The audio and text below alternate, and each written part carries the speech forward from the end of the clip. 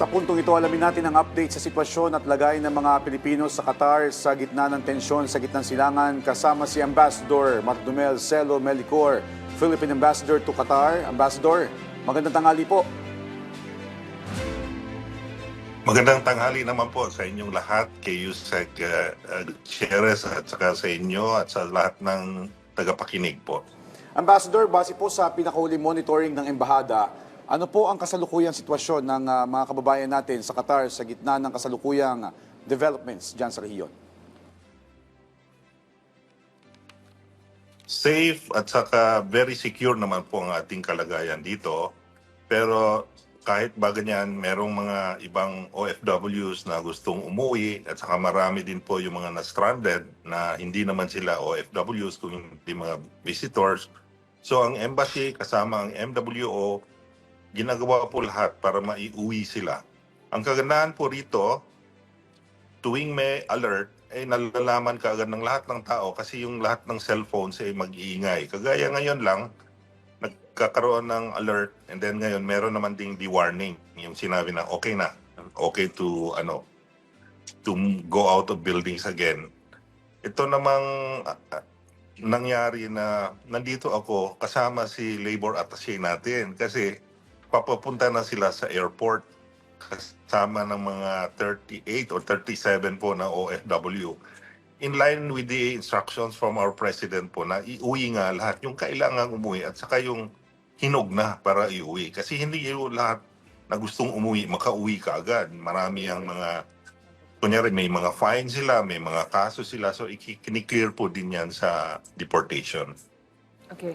Ambassador, ayon po sa ulat ng Embahada, mahigit 1,300 Pilipino po ang nakauwi na sa Pilipinas sa pamamagitan po ng evacuation flights simula pa noong March 7. Sino-sino po ba yung karamihan sa mga ito? Mga stranded passengers po ba sila? Distressed OFWs or yung mga turista po? Karamihan po dyan, Yusek, mga turista, visitors, yung mga na-stranded dito. Yung MWO natin reports na mga roughly 100 pa lang yung napauwi nila today is the third flight. Yung ibang napauwi natin dumaan sa Saudi, yung mga PAL crew at saka pilots.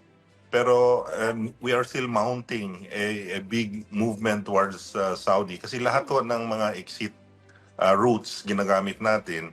Siguro on the 22nd meron daw repatriation flight from Saudi. But ang kagandahan po rito, Yusek, Qatar already announced starting tomorrow po, there will be daily flights to the Philippines. So kunyari kahapon, may flight kahapon papuntang Manila.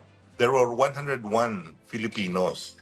And many of the Filipinos naman po na stranded dito, they were bound for other destinations, kunyari Europe, US, so kasama na po doon sila lahat. Okay. Ambassador, linawin na po natin, ngayon po kasama niyo po si Labor Attaché Edward Ferrer. Tama po ba? Yes. Nandito po si Labor Attaché Ed Ferrer. Gusto niyo po bang siyang i-interview din? Yes po, kung posible po. Ayan si Labat. Magandang umaga po dito sa Doha at magandang tanghali po dyan sa inyo sa lahat po ng mga nanonood ng inyong programa. Yes, Sir Edward, tama po ba? Nasa 38 Filipinos yung nakatakdang Yes, sir. umuwi ngayon sa Pilipinas?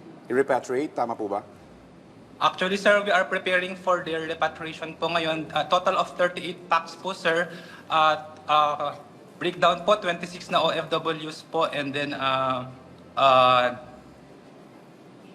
11 po na dependents, sir. Okay. So doon po sa mga pauwi po, paano po yung ating pakikipag-ugnayan dito sa mga ahensya ng gobyerno dito sa Pilipinas para po sa kanilang reintegration at sa mga tulong po na kanilang maaari matanggap pagdating nila dito sa ating bansa?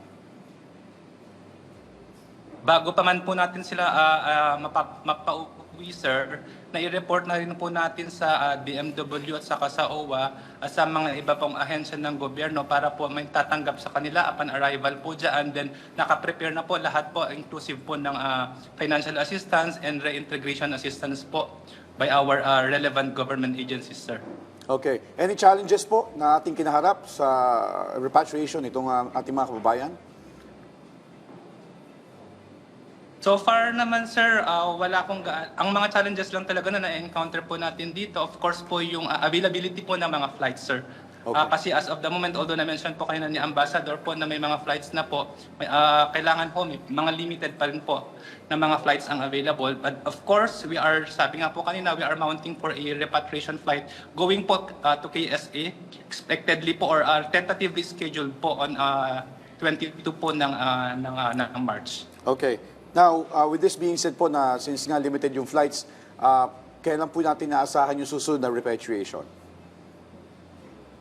Sir, apart po from that, I mentioned na 22 March na repatriation po from Riyadh, we are hoping po tomorrow may available slots pa po ang Qatar Airways direct flight from Doha to Manila, and on the following day po. Nakalista na ho lahat ho yung mga OFWs po natin at saka kanilang mga dependent po na gustong mag-avail. So as soon as may available flights po on the following days, we will secure po and book flight for them po, sir.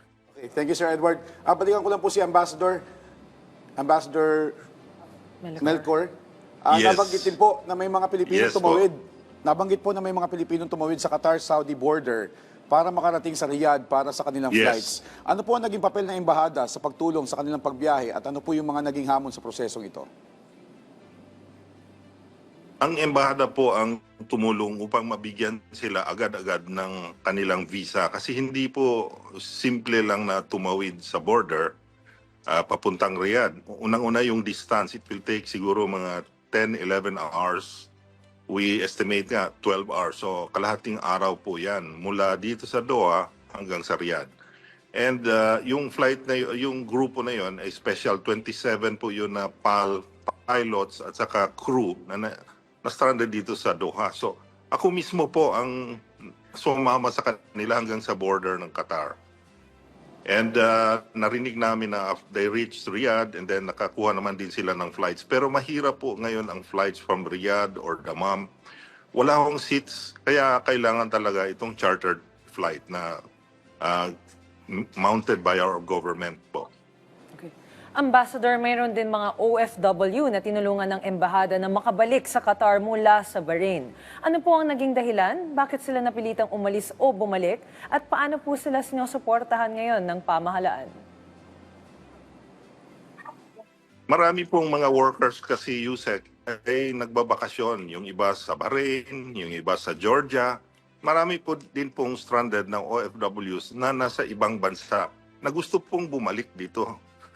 So ang ginagawa na lang po ng ating embahada is to coordinate with the other Philippine embassies. Kunyari itong tatlo na galing sa Bahrain, kino-coordinate natin sila para mabigyan sila ng visa. Kasi po wala ng flights eh. So kailangan nila mag-land trip. They have to cross to Saudi and then from Saudi enter Qatar. So yung visa po nila para makapasok sa Saudi, kami po yon at saka ang Philippine Embassy sa Riyadh ang nagtulong-tulungan para makakuha sila ng visa. Okay. Ambassadors, ayon po sa inyong advisory, mahigit 470 OFWs ang nabigyan ng tulong ng Migrant Workers Office. Kabilang po dyan yung mga binigyan ng pansamantalang matutuluyan. Ano po ba ang karaniwang problema o pagsubok ng mga OFW na humihingi ng tulong sa embahada sa panahong ito? Karamihan talaga is wala silang makuhang flights. Yun yung sinabi ni Labat na they want to leave, they even want to pay. Pero wala po silang wala mong flights. Kaya ang ginagawa ng embassy, tinutulungan sila, nakikipag-ugnay sa Qatar Airways. At ang sabi naman po ng Qatar Airways, there will be 10 flights every day starting tomorrow. So marami siguro ang makapasok doon. Yung iba naman po, yung ang feeling nila hindi na sila safe kasi malapit yung mga putok. So ang ginawa ng ating MWO, hinaus muna sila temporarily, pansamantala, dito po sa villa. Okay. Ambassador, para naman po sa mga Pilipino na kasulukuyang nasa Qatar, ano po ang pinakamahalagang hakbang na dapat nilang gawin ngayon upang mas madali silang matulungan o matawagan sakaling magkaroon pa po ng emergency? Kagaya po ng aming in-advise sa kanila, it is best pa rin to keep calm Makinig lang po sila sa official na pahayag ng ating host government, which is really striving very much para maging safe and secure itong Qatar to all residents. Alalahanin natin, 90% po ng mga residents ng Qatar ay foreigners, hindi naman Qatari. 10% lang po ang Qatari. Pero ang kanilang gobyerno nag-aasikaso na safe and secure itong Qatar for all the residents. At wala pa pong nasawi dito sa Qatar. Ang meron lang po, the worst injury was naputulan ng paa. So that's the risk they will face ngayon. And then knowing na may flights na rin ng Qatar Airways are mounting flights every day. So medyo nawala na sila yung panic ba na gustong makaalis kaagad. Yun Okay. po ang masasabi ko sa ating mga kababayan sa Qatar. Keep calm and then contact the embassy. The embassy and the MWO are open 24/7 po Okay. to receive their calls, or even kung kumatok sila, may tao doon na sasagot. Okay. Ambassador, pahabol ko lang po na tanong. Sa inyo pong assessment and observation, ano po yung karaniwang dahilan bakit hindi pa po gustong umuwi yung iba sa ating mga kababayan dyan? Maliban po dun sa mga nabanggit nyo kanina na meron pa silang kailangang isettle na kaso or unfinished business. Ano po yung mga ibang rason? Ang karamihan ng rason nila is really there is no alternative job opportunities in the Philippines. Kaya hanggat sa maaari, kung meron pang source of income dito na sigurado, they would rather stay here kasi they find it safe eh. In fact, yung flights nung 2 previous flights, may mga iba rin na back out kasi gusto pa nilang tiyakin na makabalik pa sila.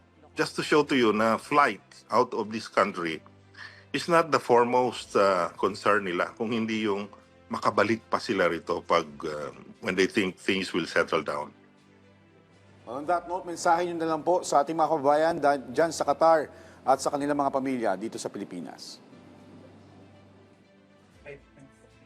Sa mga kapamilya ng ating mahal na OFWs dyan sa Pilipinas, huwag ho kayong mag-alala. Ang Philippine Embassy at ang MWO ay 24/7 po na nagmamasid sa nangyayari dito at tuloy-tuloy po yung ating repatriation of those who are qualified, whether by air or by land to Saudi Arabia. We will do that.